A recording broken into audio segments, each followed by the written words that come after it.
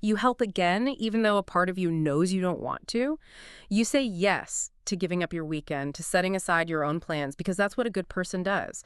But instead of feeling warm and generous, you just feel trapped and maybe a little resentful. Yeah, you recognize this feeling. You're trying to do the right thing, trying to be the supportive partner or friend, but there's just a heavy, bitter aftertaste to your generosity.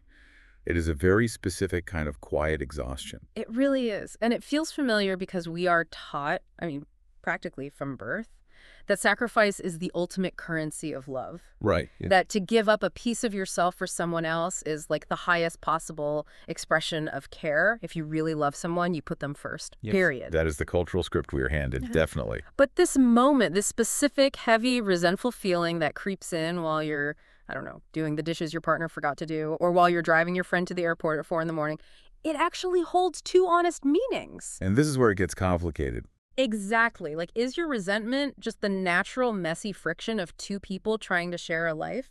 Or is your generosity actually a subtle defense mechanism, like a way to maintain control and avoid true vulnerability? That is the dividing line. And it is a line that almost every single person walks, whether they realize it or not. Right, because my initial read on this, and I think how most of us experience it on a daily basis, is that this is just the normal, albeit super uncomfortable, reality of love. Sacrifice is inherently bittersweet.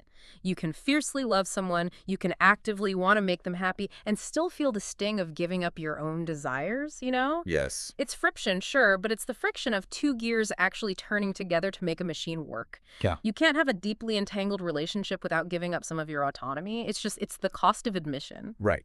But then there's the psychological counter-read, which we see repeatedly in clinical settings and, frankly, in the darker undercurrents of our own relationships. Oh. And that read suggests that this isn't just normal friction. Often this exact behavior is driven by an internalized need to suffer for connection. Wow. Yeah, it's a deeply ingrained pattern where the act of helping becomes a covert way to extract validation. Or even to punish the other person. You aren't just giving up your weekend. You are purchasing a moral high ground that you intend to use as leverage later. You're essentially building a debt. If you like sitting with questions that don't resolve easily, you're in the right place. Because we are looking at something that permeates almost every close relationship you will ever have. Yeah. It is the tension between altruistic sacrifice as a relational necessity and altruistic sacrifice as a psychological weapon. And what's wild to me is that both of these interpretations of a good deed are completely honest. I mean, if we look at the relational side first, it really frames sacrifice as a pro-social necessity. You can't build a life with someone or maintain a deep friendship if everyone is only ever looking out for their own immediate self-interest. You have to compromise. You have to endure what we could, I guess, call emotional growing pains. Yeah, but if we view it through the psychological lens, sacrifice transforms into something entirely different. That's so. It becomes a potential unconscious manipulation. It might be a trauma response developed decades ago, or like a sophisticated mask for incredibly fragile self-esteem. Right. The act looks identical from the outside, but the internal architecture driving the act is completely different. So to really understand why our good deeds so often feel terrible for both the giver and the receiver, we need to look at the mechanics of what actually happens when we give something up. And there's this fascinating body of research from a researcher named Francesca Rigetti. Yeah. She didn't just ask people how they felt about sacrifice in some abstract, philosophical way. She wanted to know how it felt in the exact moment it was happening. Which is so crucial. She conducted a series of 5 distinct studies. And what makes her approach so robust is that she combined experimental methods in a laboratory setting with what psychologists call experience sampling. Can you break down what experience sampling actually looks like for the people participating? Because I feel like that is key to why this data is so revealing. Absolutely. Think about traditional psychological surveys, right? Usually a researcher asks you, how do you generally feel when you do a favor for your spouse? Right, and you just guess. Exactly. You sit there, you reflect, and you give an answer that is heavily filtered through your own self-image and the passage of time. You might say, oh, I feel wonderful. I love helping. Because that's what a good person says. Exactly. That's retrospective bias. Experience sampling removes that filter. Researchers essentially ping the participants multiple times a day as they go about their normal lives. Oh, wow. Yeah, your phone buzzes at like 2:00 p.m. on a Tuesday, and you have to immediately answer a very short survey about what you were doing right then and exactly how you feel in that precise moment. So it catches you in the act. Precisely. It catches the raw data of daily life. And what Rigetti was looking for was the immediate emotional fallout of performing a sacrifice for a romantic partner, or being the recipient of a sacrifice. And the findings are incredibly validating if you've ever felt guilty for feeling annoyed while doing something nice. Rigetti proved that performing and receiving sacrifices causes what she termed subjective ambivalence, Right. which is essentially a clinical way of saying you have deeply mixed feelings toward your partner. It is the simultaneous experience of strongly positive and strongly negative emotions directed at the exact same object, or in this case, the exact same person. Yeah. It's not that you feel happy on Monday and sad on Tuesday. It is that you feel both intensely at the exact same time. Rigetti maps this out into two distinct paradoxes. The first is the enactor's paradox. Okay, yes. When you are the one making the sacrifice, let's say you agree to go to a terribly boring work event with your partner instead of staying home and relaxing. You genuinely feel proud of yourself. You think, I am being a supportive partner. You feel happy that you are actively benefiting your relationship. The positive emotions are real. But simultaneously, in that very same moment, the data shows you also feel frustrated. You feel resentful. You feel a sense of powerlessness and even a subtle feeling of being exploited. And why do those negative feelings arise? It basically comes down to the obstruction of your own goals. Right. Even if your goal was simply to sit on the couch and watch television, that was your goal.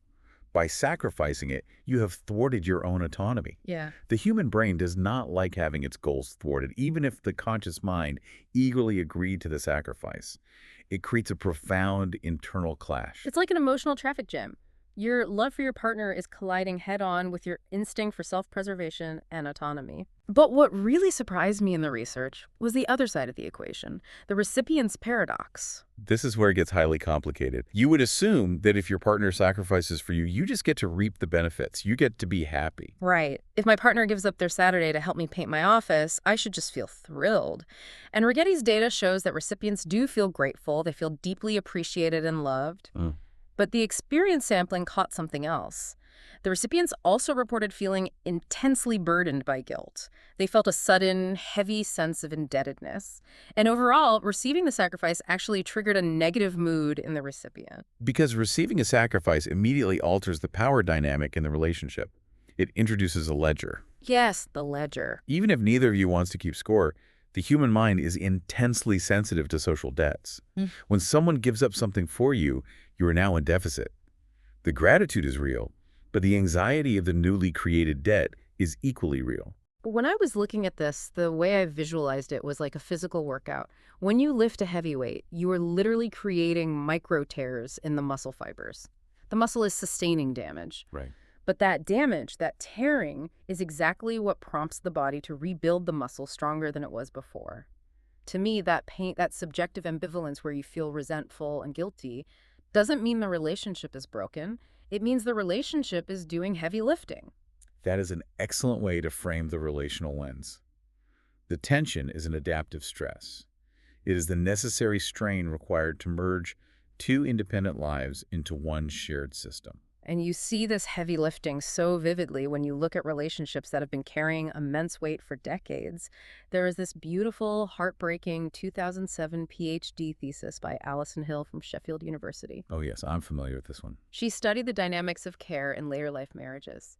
These were couples who had been together for 40, 50 years, where one spouse had become the primary caregiver for the other due to severe disability or illness.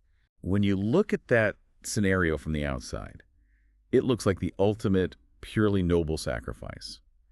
It is the absolute embodiment of in sickness and in health. Exactly. You assume it is pure devotion.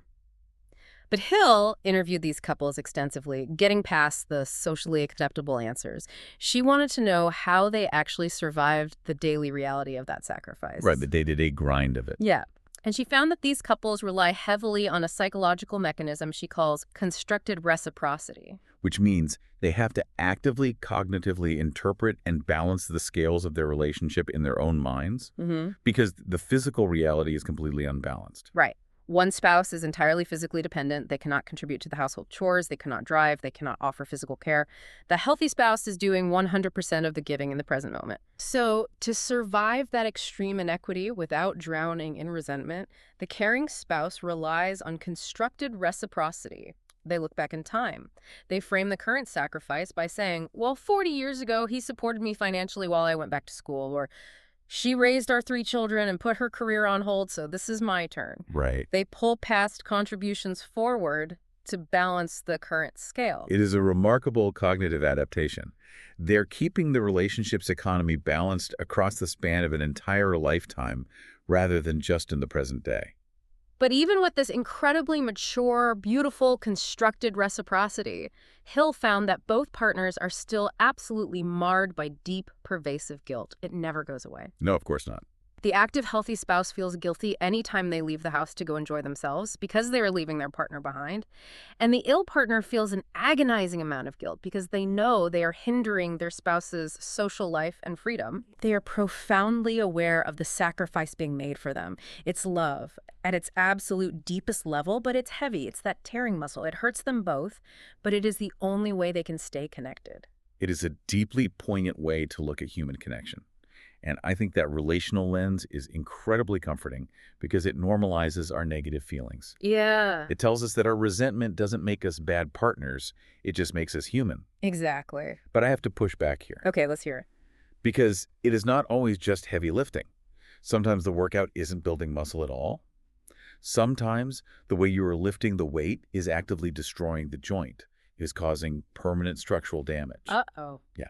If we connect this to the broader picture of clinical psychology, we cannot ignore the individuals who use this exact mechanism, altruistic sacrifice, not to build a relationship, but to control it. This is where we shift out of the normal friction of love and into the psychological lens, the darker side of the ledger. Precisely.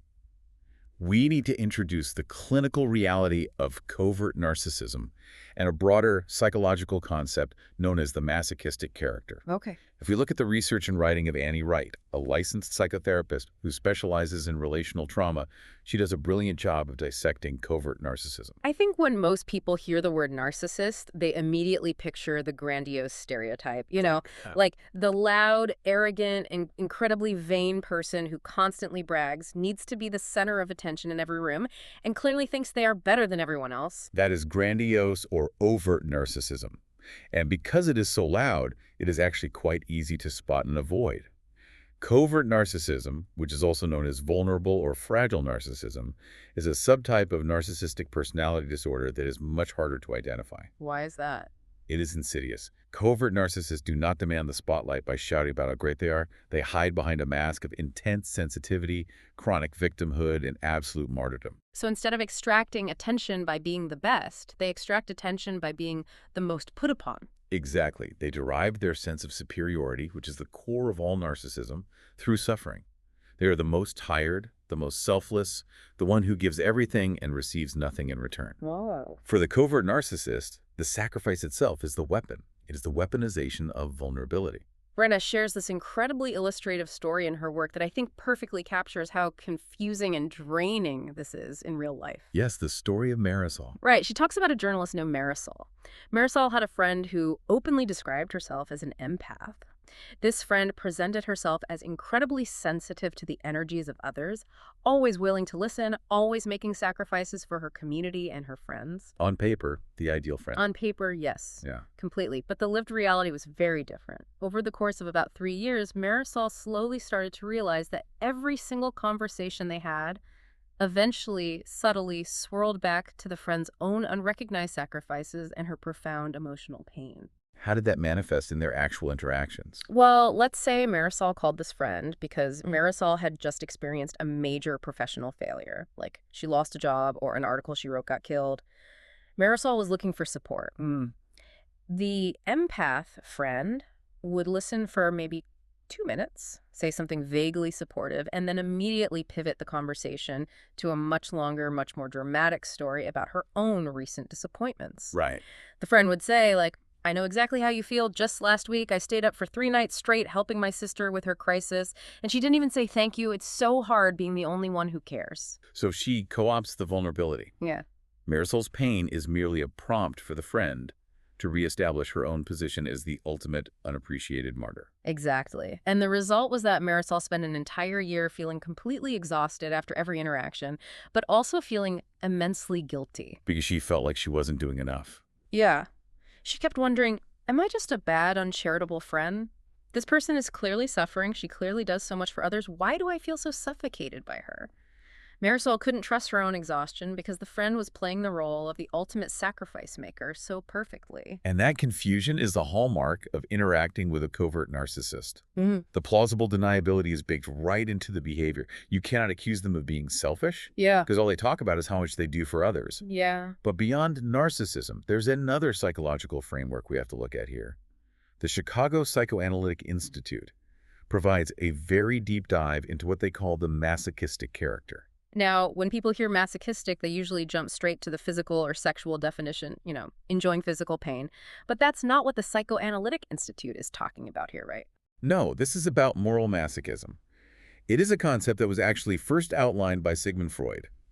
In this context, it refers to individuals who unconsciously seek out emotional suffering through persistent self-punishment and self-sabotage in their relationships. Unconsciously seeking suffering, why would anyone do that? Because for the masochistic character, suffering is deeply tied to their sense of identity and their moral superiority. Oh, I see. Yeah, they have internalized a belief that they are only worthy of love or only truly good if they are in pain. So in their relationships, they will literally provoke rejection. Wait, really? Yes, they will unconsciously engineer a failure or create an impossible situation for their partner. And when the partner inevitably fails or pulls away, the masochistic character experiences and expresses intense, righteous indignation at the very rejection they orchestrated. So they set a trap, force you to spring it, and then cry out that they are bleeding. That is a very accurate, if brutal, way to describe it. They need the injustice to validate their worldview. Okay, here's where I have to step in and challenge this deeply. All right, I hear the clinical definitions. But as someone navigating the real world, isn't it incredibly dangerous to take these clinical lenses and apply them to the people in our lives? In what way? Think about the caregiver we just talked about. The exhausted spouse from Allison Hill's study who has been lifting their disabled partner physically out of bed for 10 years. Mm-hmm.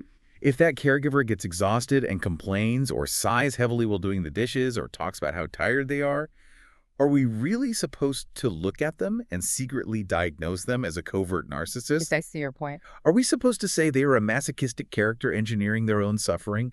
We are taking people who are doing incredibly hard, vital human labor, and we are pathologizing their exhaustion. How do we possibly tell the difference between someone who is just burnt out from heavy lifting and a master manipulator? That is the most important question we can ask. Because you are absolutely right. Pathologizing genuine burnout is a terrible cruelty. But clinical psychology does not leave us guessing. It's a vital distinction. And the difference lies in two core clinical markers that separate the burnt-out caregiver from the covert narcissist. Okay, what's the first one? The first marker is the empathy deficit. How do you measure an empathy deficit in someone who claims to be constantly helping? You look at their capacity to hold space for someone else's pain without making it about themselves. A tired caregiver might be cranky. They might snap at you. They might complain bitterly about the unfairness of their situation. Sure. But underneath that exhaustion, they still possess genuine, deep empathy for the person they are helping. If the disabled partner is in pain, the caregiver feels that pain. A covert narcissist, however, cannot sustain genuine empathy. Because the sensitivity is a performance. Exactly. Their empathy is entirely instrumental. Oh. They only care about your pain insofar as it allows them to demonstrate their own superiority in fixing it or allows them to pivot to their own suffering. If you express a need that doesn't serve their narrative, they become completely cold and dismissive. And what is the second clinical marker? Passive aggression. Oh, boy. Yeah. A burnt-out, overwhelmed person will often tell you they are overwhelmed. They might get angry directly. A covert narcissist rarely gets angry directly because direct anger shatters the illusion of the selfless martyr. Right. Instead, as the psychologist Theodore Mellon points out in his extensive work on personality disorders, they express their hostility indirectly. How so? They comply, but they comply with deliberate incompetence. They agree to do a favor for you, but they do it so poorly or with such obvious resentment that you end up wishing you had just done it yourself. I think we all know someone like that. We do. They get cold.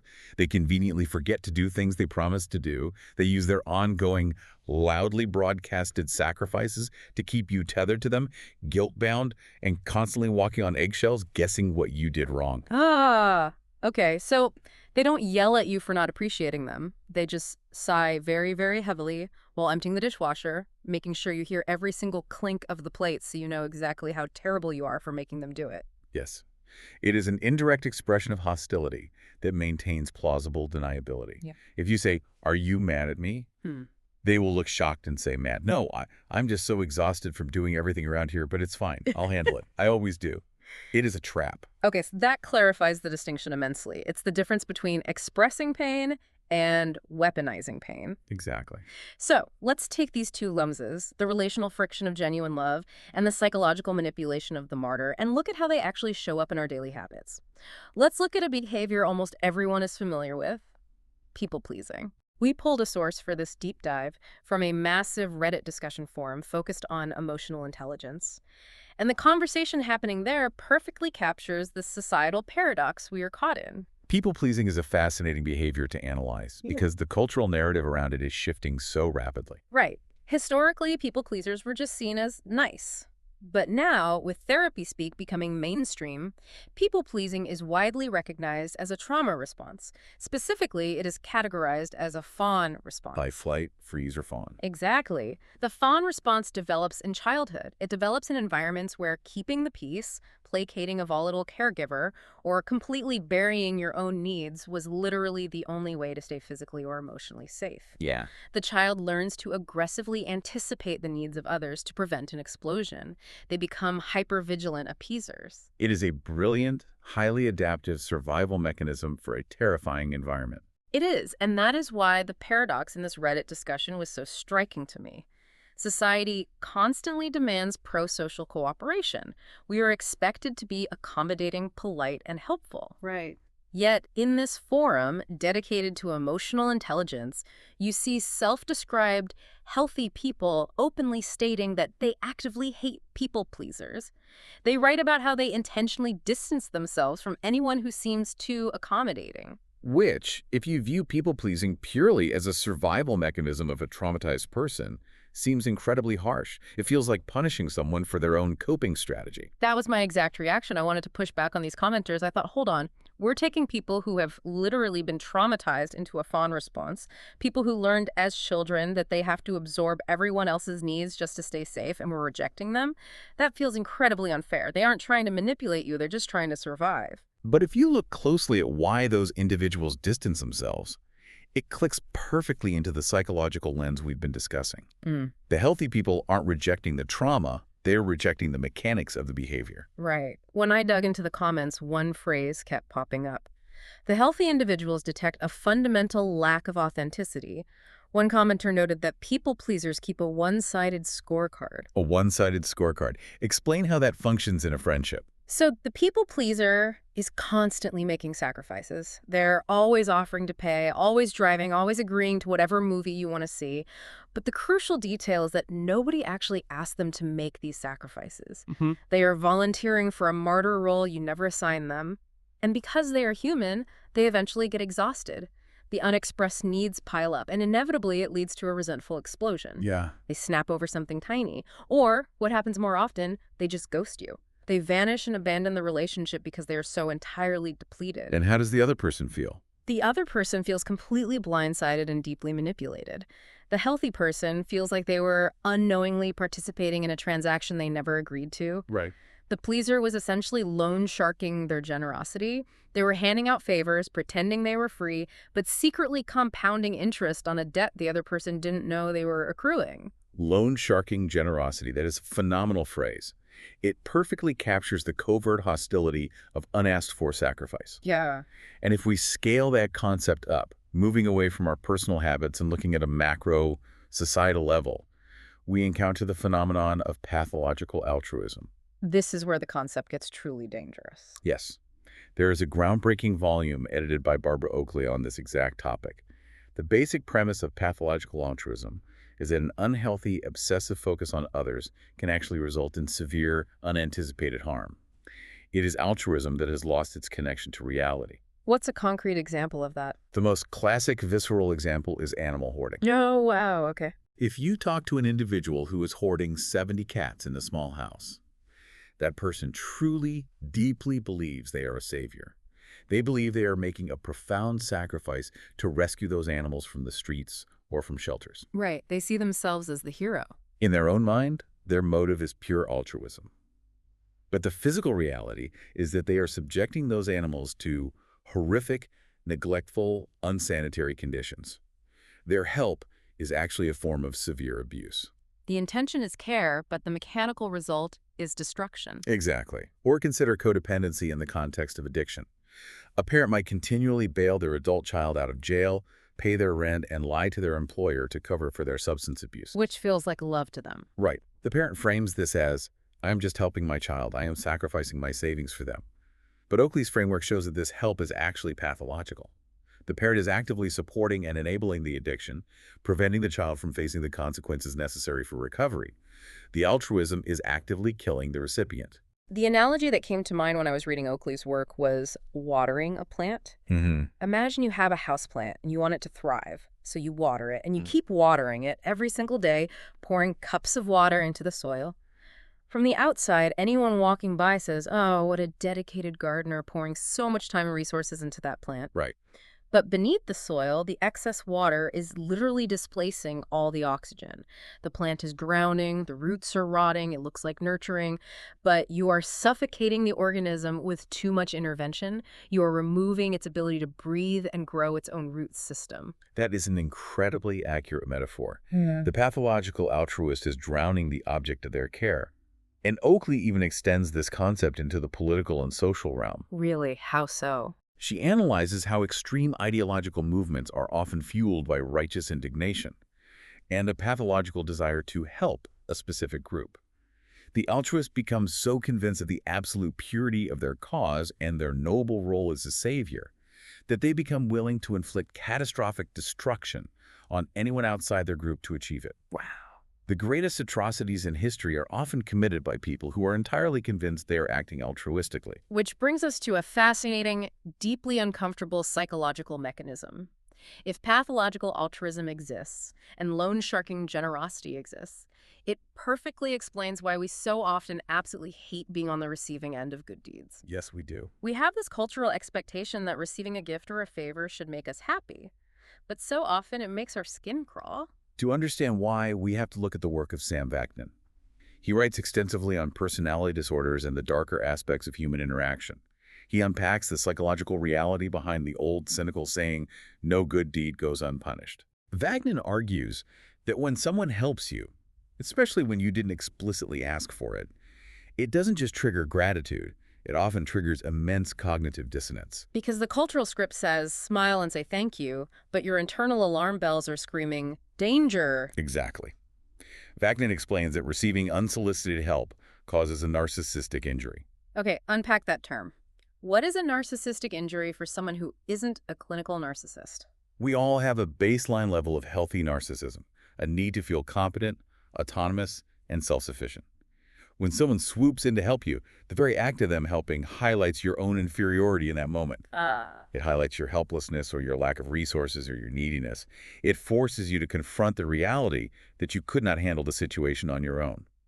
The do-gooder has power, money, time, or emotional stability that you currently lack. They are inherently in the one-up position. Yes. And to the human ego, that one-up position feels like a threat. So, to resolve the shame of feeling inferior or helpless, the recipient's brain engages a defense mechanism.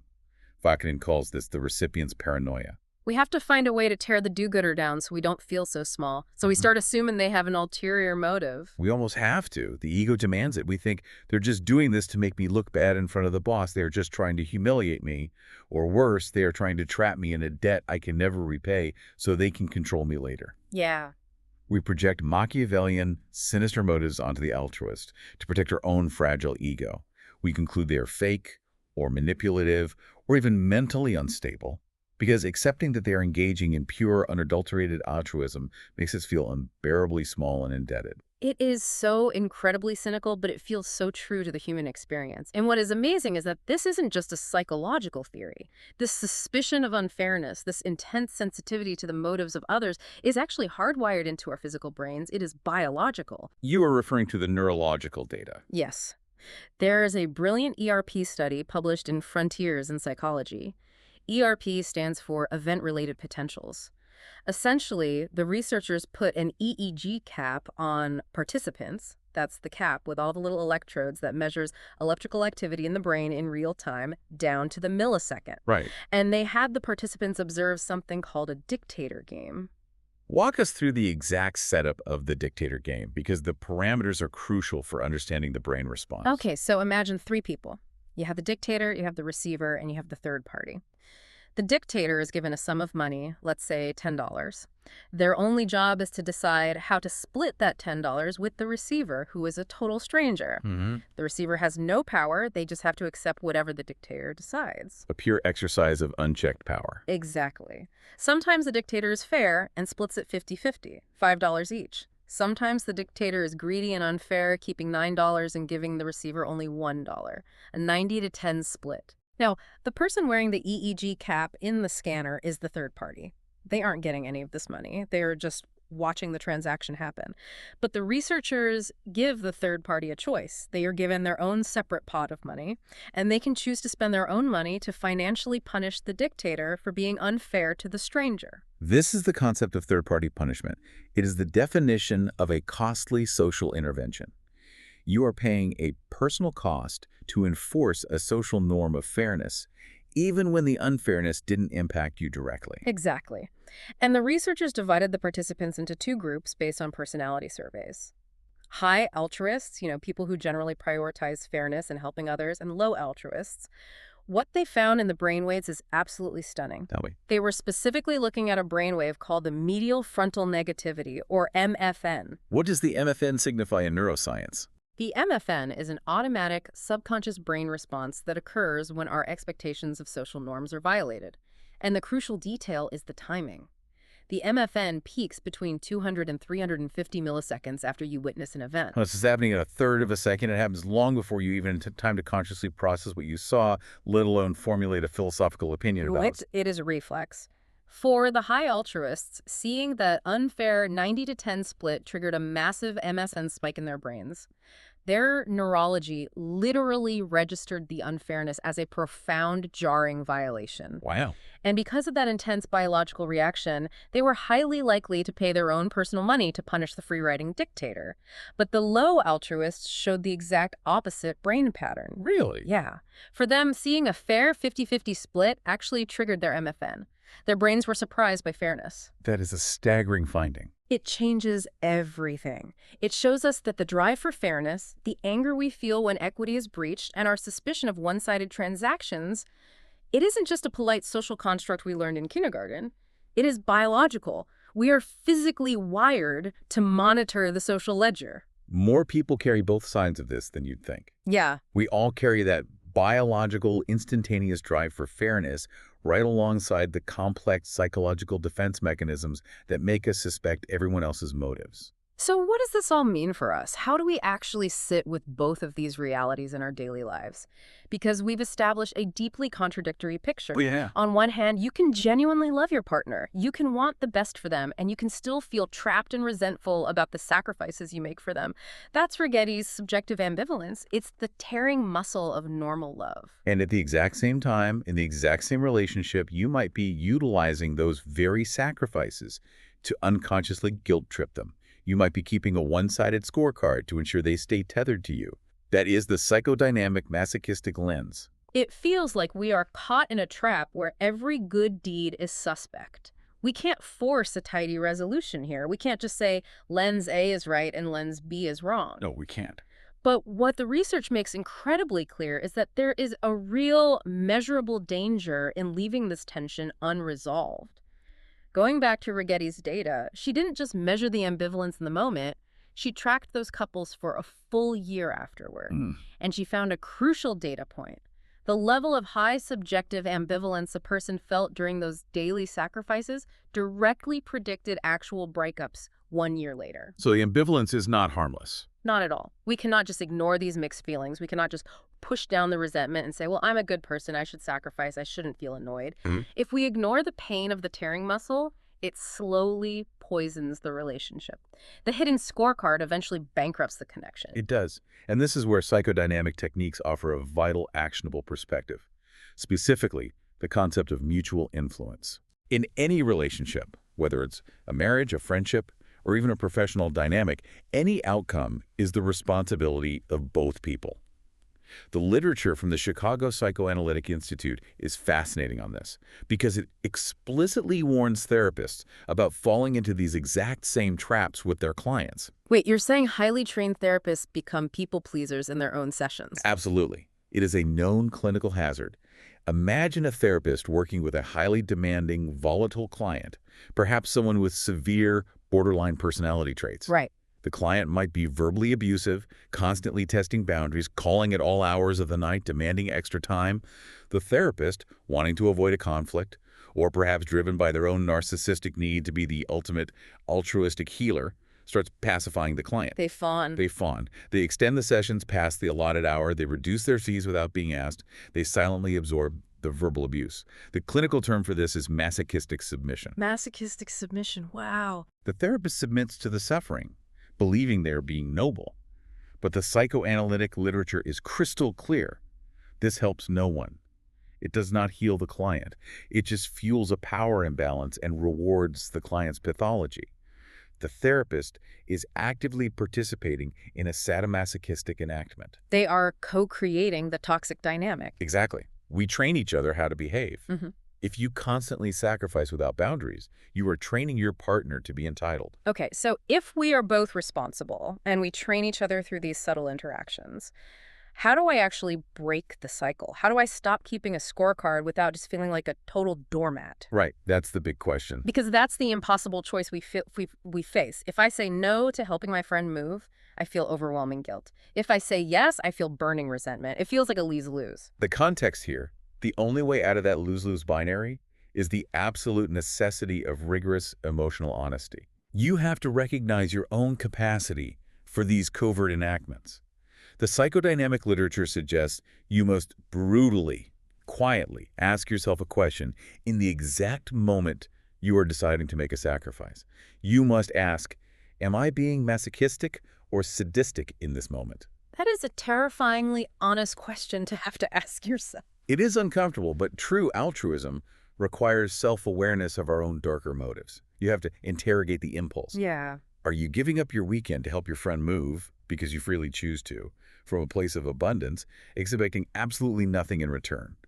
Or are you doing it because you want them to owe you? Right. Are you doing it because you are terrified they will abandon you if you say no?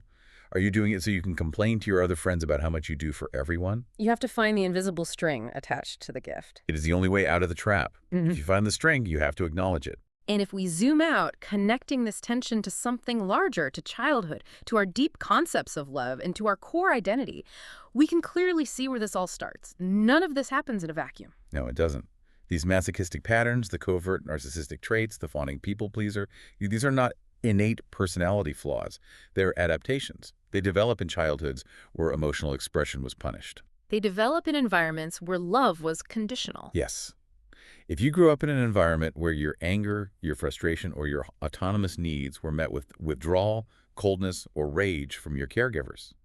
And conversely, if love, attention, and praise were only given when you were suffering, when you were sick, or when you were silently self-sacrificing for the family, you internalize a very specific, dangerous lesson about how the world works. You learn that pain is the currency of connection. You learn that if you are whole and happy and independent, you will be left completely alone. Precisely. The child learns that self-denial is the only reliable way to maintain a tether to the people they depend on for survival. So of course you will weaponize sacrifice in your adult relationships. You are terrified of abandonment. The fear is existential. Right. So you make yourself indispensable through your suffering. You become the person who does everything so they can never leave you. It all comes back to belonging. Everything we've talked about today, the subjective ambivalence, the constructed reciprocity, the loan sharking generosity, it is all just a twisted strategy to ensure we belong somewhere. We Mm. people please, we make these heavy, resentful sacrifices because we desperately want to belong. We want to be seen as the good person because the good person doesn't get abandoned. Yet the irony is just devastating. It is the great tragedy of the masochistic character. It really is, Yeah. because this constant self-abandonment, this constant performance of the selfless martyr creates an impenetrable wall of inauthenticity. You are so busy playing the role of the ultimate caregiver Yeah. that your partner or your friend never actually gets to meet the real you. They only meet your service. Yes, they only meet your service, and because they only know your service, you never feel truly loved for who you are.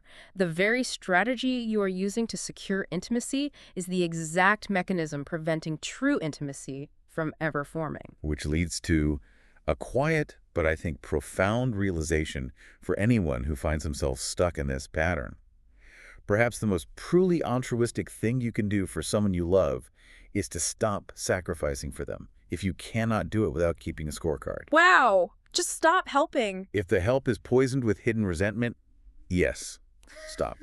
True generosity might occasionally look like looking at your partner and saying no. Yeah. By doing so, by tolerating the short-term friction of their disappointment, you are actually saving the relationship from the long-term, slow poison of your own hidden resentment. You are refusing to hand them a lead life preserver.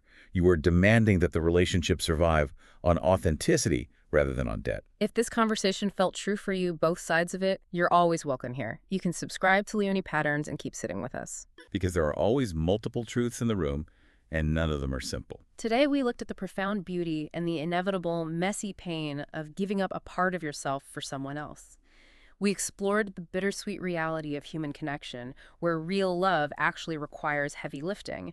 And ambivalence isn't a sign of failure. It is just a sign that you are deeply, structurally entangled with another complex human being.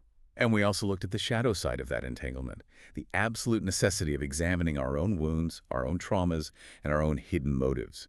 We have to do that difficult internal work so that our gifts don't secretly become cages for the people we claim to love. Same pace, same questions. See you then.